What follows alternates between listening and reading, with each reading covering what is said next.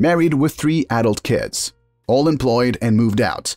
6 months ago, 24-year-old single daughter asked to move back home for a year to help save for an apartment. We agreed and charged her only a small rent that I planned to give back if she met her savings goals. This past summer, wife and I went on a vacation, and daughter, without our knowledge, held a party at the house. Upon return, we noted items in the house damaged or missing.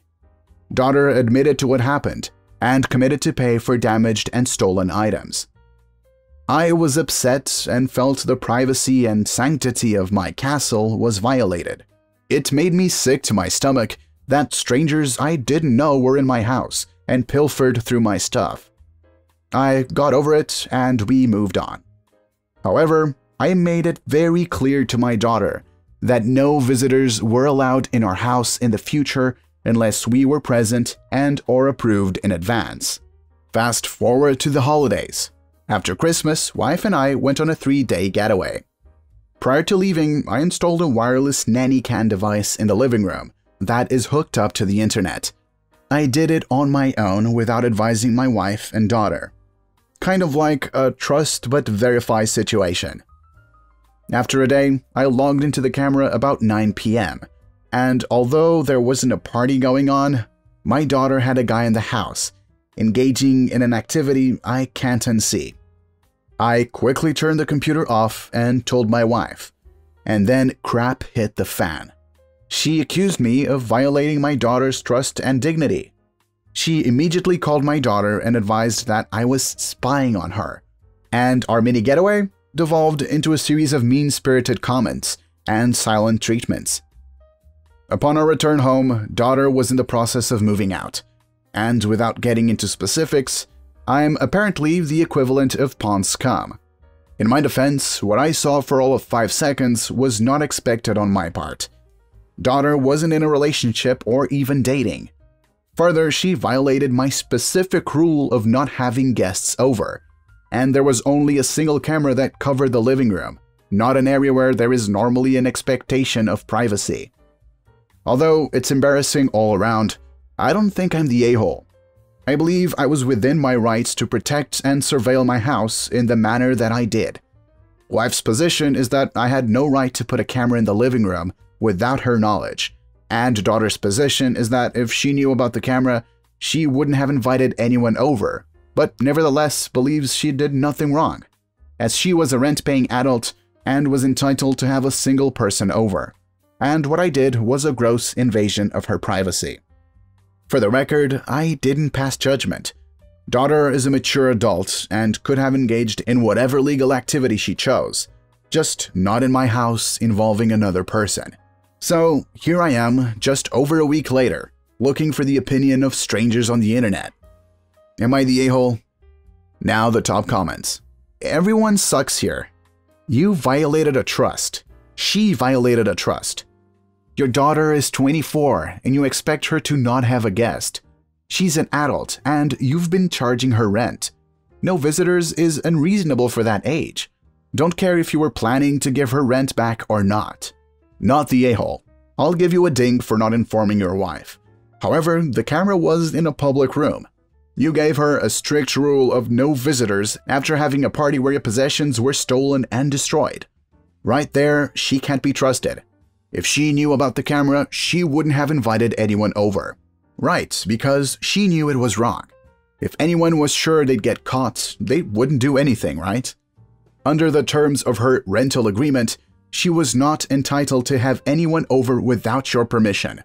The fact that the minute you were gone, she had someone over and did something you can't unsee in the living room was her way of giving you the middle finger. You can't tell me what to do.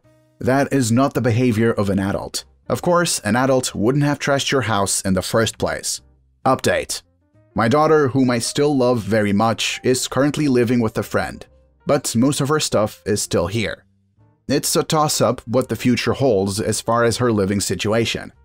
Just as I have softened my position with hindsight, so I believe has she. However, we still think each other is an a-hole to some extent, just not as much as one as the moment when the incident occurred. And we just scheduled a weekend hiking/camping trip with her and her sister. so our relationship will be fine. Some commenters stated that it was unreasonable she couldn't bring a guest over as a rent-paying tenant. That is the hill that I will die on. Her rent hardly even covered the cost of food, and she knew damn well she was likely going to get it back.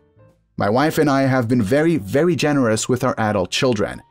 After the summertime damages and thefts, which are reported to the police in case the items were pawned, I made it clear that she can have guests, but only if I know who they are in advance, or I am present or agree in advance. No more strangers in the house.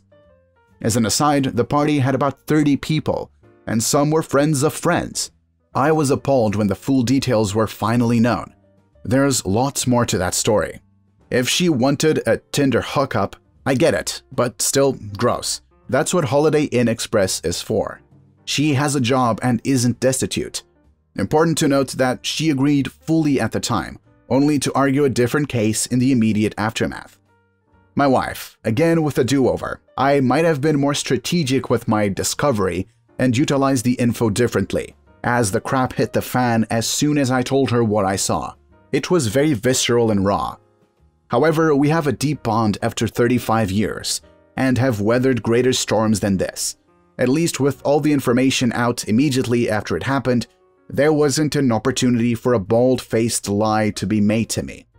Which, in my opinion, and based on my personality, would have been much worse all around.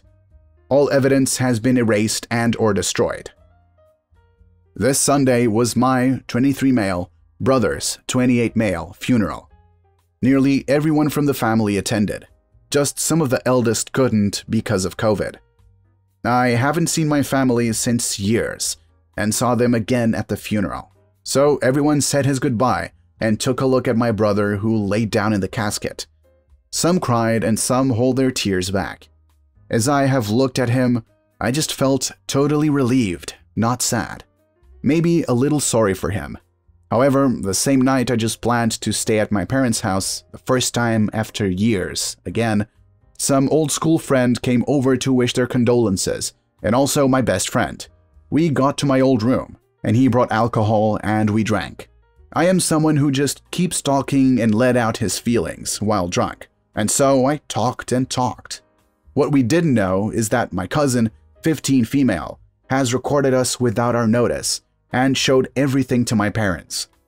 To put you guys in the picture, my brother is a mentally ill person who had the intelligence of a 3 to 4 year old. He wasn't even able to be vocal about many things. As I was younger, my parents tried to raise me with the only purpose of being his caregiver, and I hated it.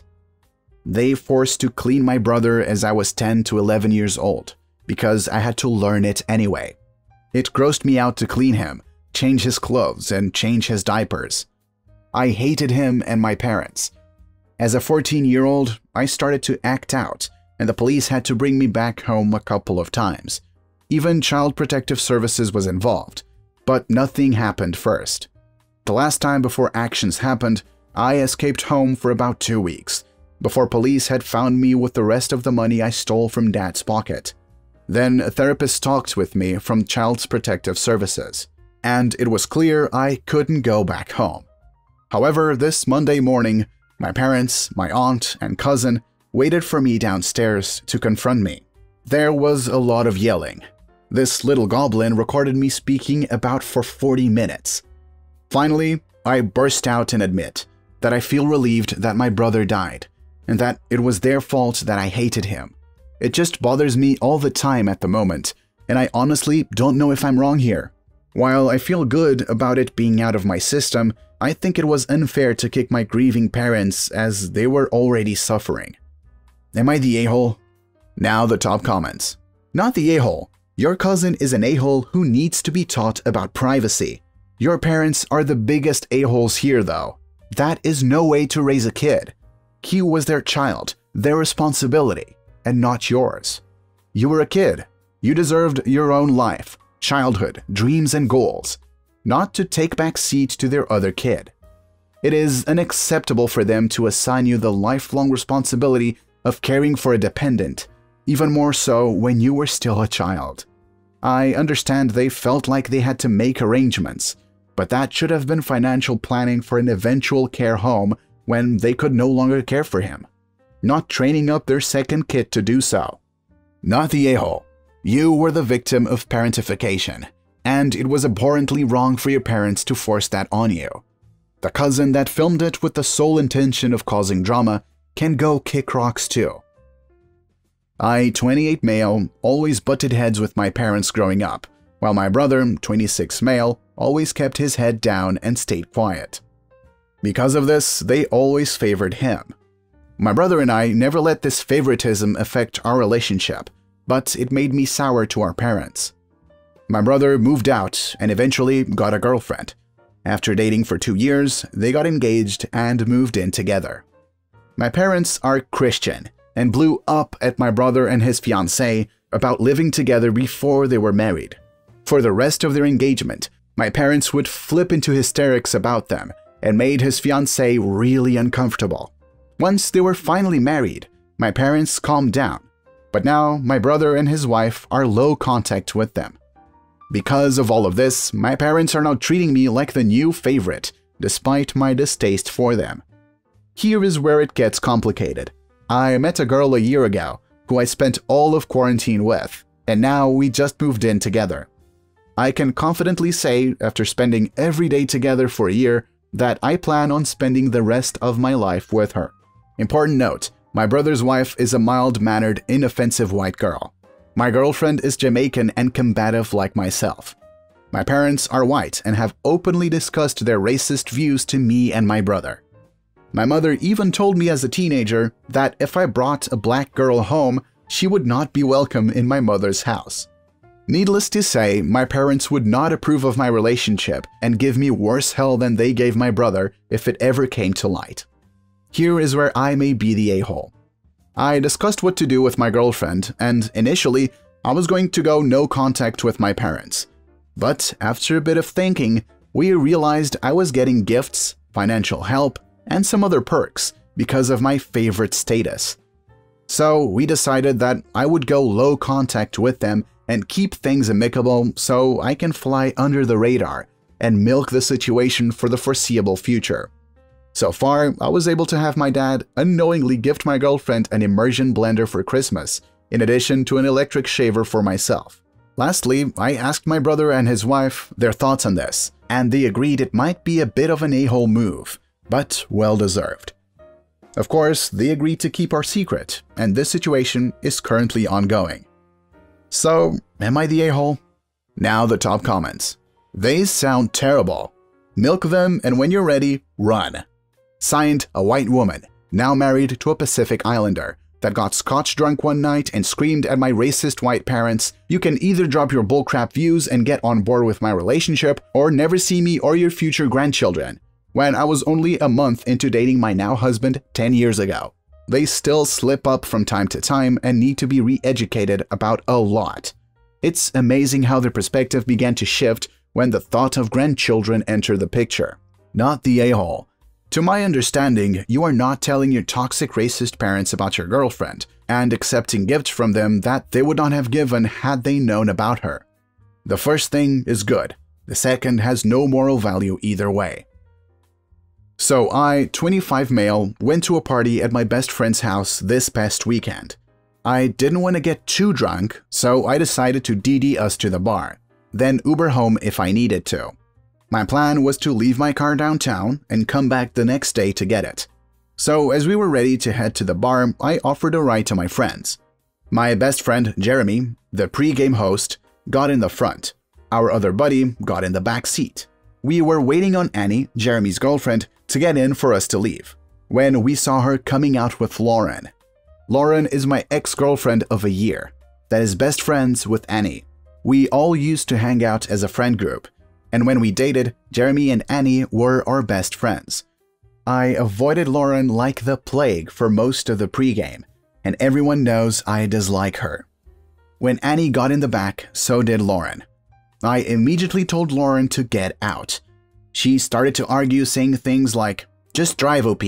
I won't even say a word to you." I told her no and to get out. She offered to buy me a drink if I agreed to drive.